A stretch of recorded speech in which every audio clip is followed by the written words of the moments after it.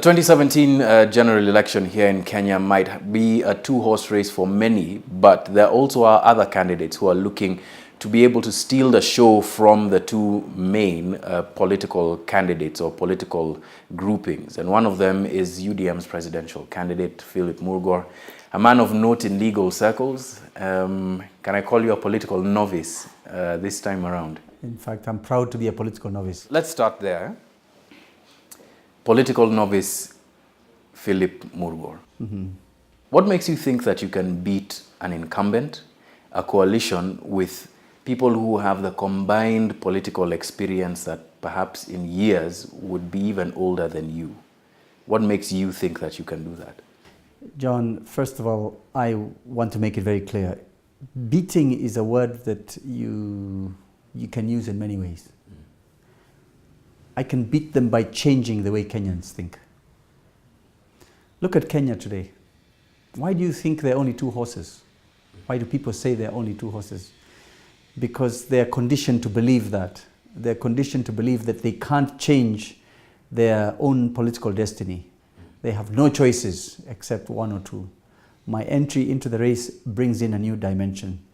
That somebody with conviction, with the courage, can stand up and say, I want to lead a movement to bring change. Yeah, but nobody enters politics to lose. Are you here to make the point that there's another option, or are you here to win? I am here to win. But I was just explaining there are many ways of winning. All right. How do you intend to do so? What you called traditional politics, you could have also called tribal politics. And what you call two formations or two leading candidates or two horses are simple tribal formations. I ask many Kenyans whether they would prefer to vote out of tribe and vote on issues and vote on the quality of the candidate. I believe the majority would, but for lack of choice, they revert to the tribal base. So I'm a sincere believer in the fact that Kenyans are looking for that candidate. Kenyans need that candidate. And if given an opportunity, Kenyans will vote for that candidate. How do I intend to win? As matters stand, I don't expect that there is any candidate who will marshal the 50+1 in the first round. In the second round, it's anybody's game. Your credentials, I mean, in the legal world and in the legal realm speak for themselves. But politics requires something beyond credentials. Otherwise, we'd have perhaps the most qualified people in terms of a CV having ruled this country, and we wouldn't be speaking of the problems that we have today. So what do you bring to the table? What's that X factor that Philip Murgor brings to the table that will make someone stand up in Iten, where you're from, or someone stand up in Lamu, or someone stand up from Nairobi and say, I'm going to vote for this guy and nobody else? Had I taken the traditional path, gone back to my village and started out as a member of parliament and come up to be a senator and now run for president, I would be painted with the same brush. I would look just like the rest and therefore not represent change. So what I bring has been compared to what happened in the US general election recently. Somebody from left field who you don't see. You take everybody for granted, and you take the feeling of the Kenyans for granted that they will vote in the traditional way for the establishment, for the same political class. Underestimate their sense of frustration, their deep sense of disappointment, and that's what happens. My difficulty in doing this is changing or getting people to appreciate that there is a possibility of change. I have several months to make them believe it is possible with their vote. Once they believe, the rest is history. Okay. UDM is it's not a new party. Indeed. But does it have the depth in terms of grassroots connections that you would need for you to be able to start to mobilize people to vote? It can't be a one-man show. Philip Murgor can't be everywhere.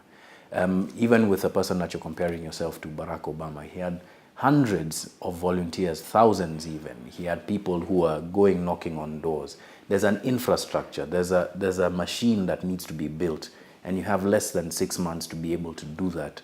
What is that machine that you're hoping to be able to carry you through your party into presidency?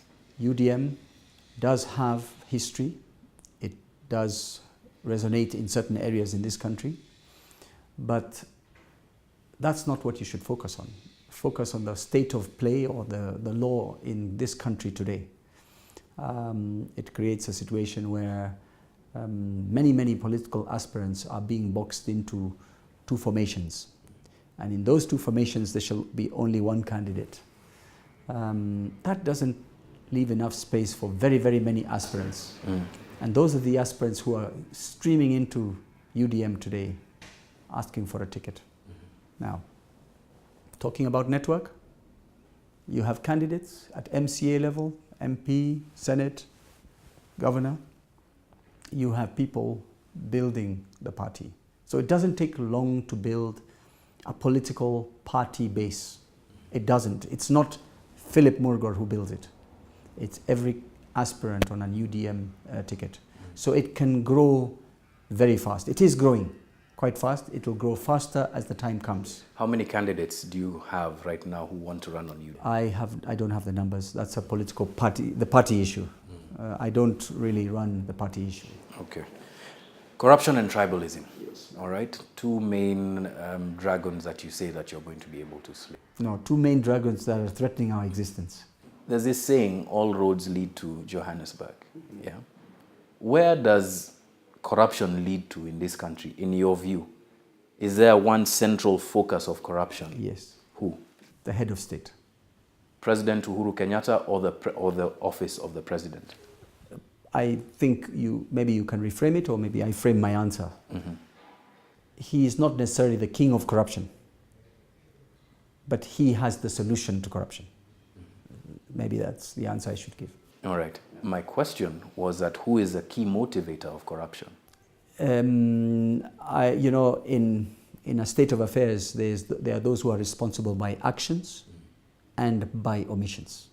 So I would like to answer the question by way of omissions. It is the commander-in-chief, the head of state, who bears full responsibility for the existence, the prevalence, and the fact of corruption, and the fact that corruption now has consumed every sector of our society to the extent that we are amongst the leading countries in the world in corruption. So his omissions have led to what the state of affairs? It has led to it to get to the point where it has.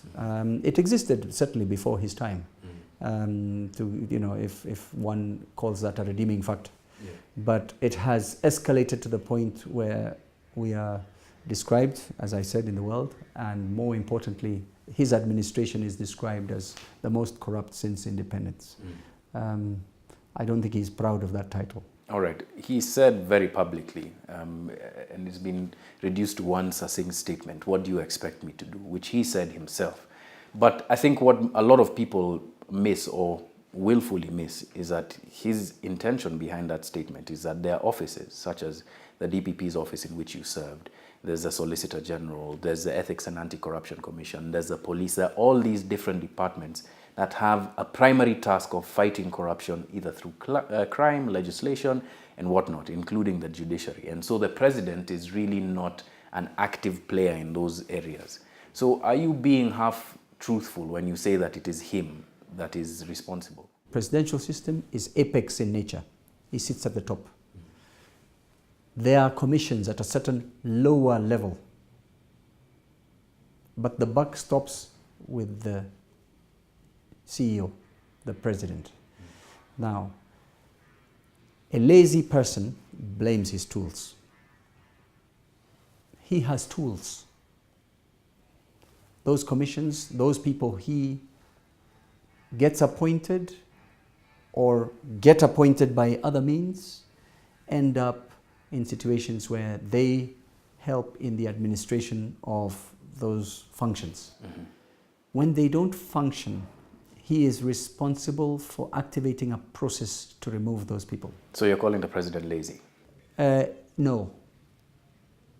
incompetent. Lazy, incompetent, which is worse? I'll add lazy. But actually, I wouldn't call him lazy. I think what requires him to be voted out is the incompetence rather than the lazy part. Because if you're lazy but you know how to delegate, and meaning you have the knowledge of how to delegate and ensure everything functions, then you're still quite a good president. Because you sit in your armchair, but you know which button to press to ensure things work. And you could be lazy, but things work. In the case of incompetence, is you don't know your thumb from your elbow, and all you do is face national television and say, what do you expect me to do? Okay, let me play a presidential advocate here. Sure. Remember the State of the Nation address, where he said that there was a list of cabinet secretaries, parastatal heads, different people, right, that he said were going to be removed or step aside for a time. Isn't that the kind of action that you're talking about in terms of initiating? Actually, I have a different description for that action. Incompetent. Why? He was conned into reading a list of so many people, called them corrupt, suspected to be corrupt, active investigation, who will end up in court in 60 days. What a statement. If I were the president, I would have asked whoever gave me that list to give me a summary of all the evidence, actionable or otherwise, porojo or otherwise, for me then to take a position as the CEO. He put his career on the line. He wasn't doing too well by that time. After that, it took a nosedive. Still though, I mean, according to Ipsos's latest poll, he still does have a commanding approval rating from a majority of Kenyans. And so it would seem that much as the corruption reel of perceived in Kenyans' minds exists or doesn't exist, President Uhuru Kenyatta is still the man to beat. I have been looking at the Ipsos polls, and I think there's a very subtle tailoring of the question that enables him to look like he enjoys the confidence of most Kenyans. And I blame Ipsos for this. I think if the question is asked more directly, it comes out in other questions that are asked. For example, do you think the country is heading in the right direction? When you ask that question, you're actually asking whether or not Uhuru is leading in the right direction, the country in the right direction. The answer is overwhelming majority think not. And not because they have to examine Uhuru's actions, microscopically. You just have to open your eyes. Everybody is now getting worried. The cost of living is high.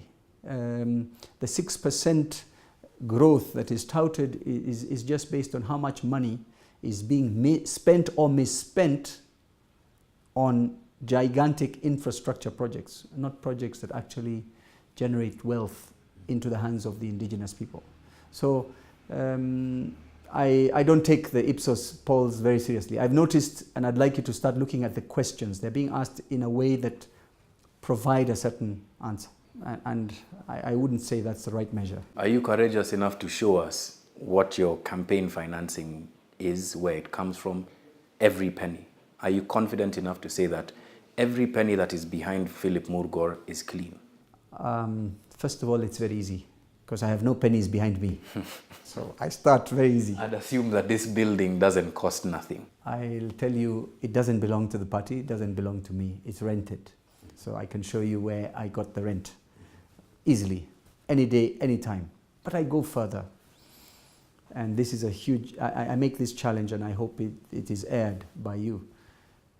Every presidential candidate, to start with, after that it should go to every public servant and so on as a matter of policy.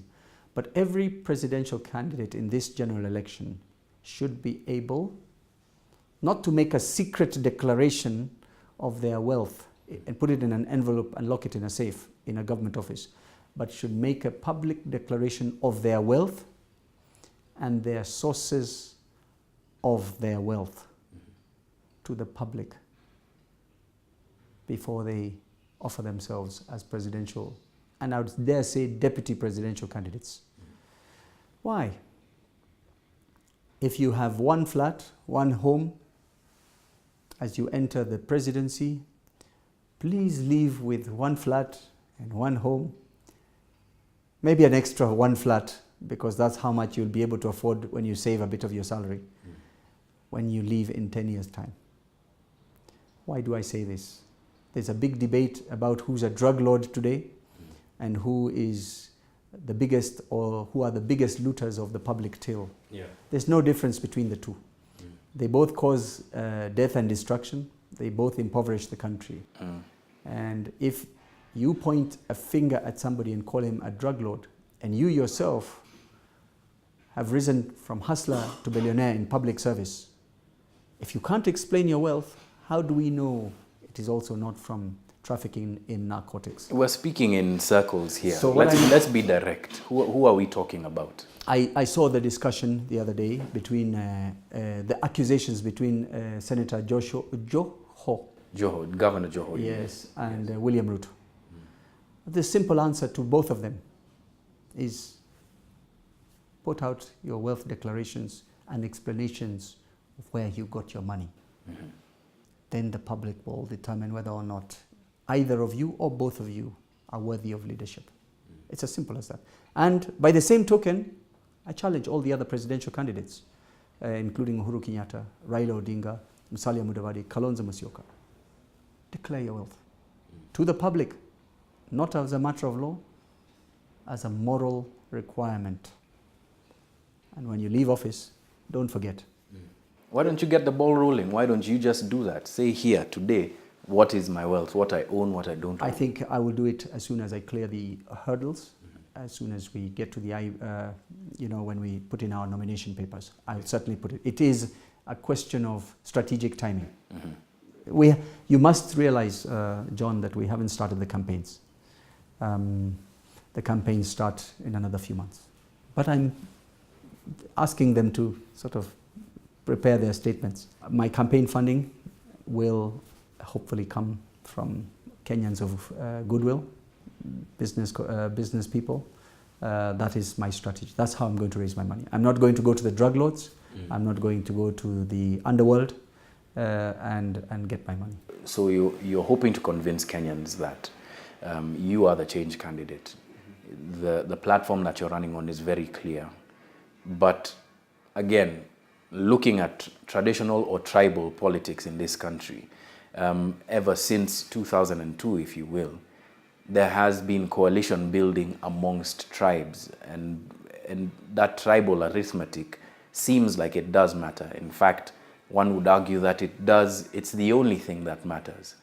Is this something that you're considering in terms of, first, coalition building, whether it's outside of the realm of tribes or not, or secondly, whether you think you need a tribe behind you to be able to win? John, I'll answer it in this way. A question I'm often asked. You haven't asked it yet, but I'll answer it anyway. What is my tribal base? 1, 2, where are my billions? And I was getting to that. You're getting to that. Yeah. My answer is very simple. I'm running as a Kenyan, and I believe there's enough people who wish to re-identify themselves as Kenyans for me to pull this off. They're tired of the tribal messaging, the tribal drums of war every time there's an election. And let's come to the billions. I always make it very clear, and you would ask me and I repeat or add to the answer, is I know we all know of a candidate somewhere at constituency level or at national level who wasn't elected on the basis of how many billions he spent. So coming back to the issue of tribe, if you must, as you did, say I was born in Iten, that's where I come from, and therefore, looking at it tribally, I should align myself with the Jubilee government because that's my tribe. So that's where they're supposed to be.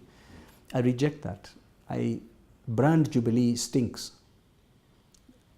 to the extent that I can tell you I'm running in the opposition because I have a sincere and honest belief that Jubilee as a government is beyond its sell-by date. Let's go to the opposition. The reason why I'm not in any of the formations at this point is I'm not satisfied that they are messaging any differently from Jubilee, in the sense that, as you said, it looks like an attempt to deal with tribalism using tribalism. All right. Mr. Philip Murgor, thank you very much for giving us your time. Sure.